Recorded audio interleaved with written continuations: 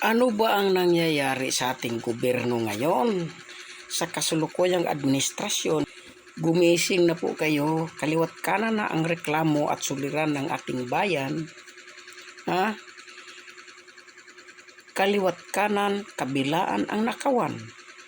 Nakawan sa flood control. Ngayon na naman, mayroon na namang reklamo. Sa DepEd na naman.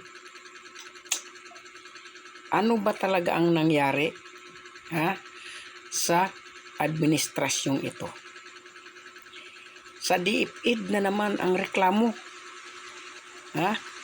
Dahil ang paaralan daw ay hindi pa nagagawa.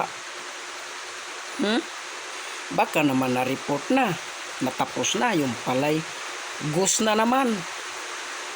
Pambira naman talaga ang buhay na ito, mahal na Pangulo. Huwag patulog-tulog sa pansitan. Ang mga tao gising na sa katotohanan. Kaya dapat mo nang aksyonan. Mahal na Pangulo.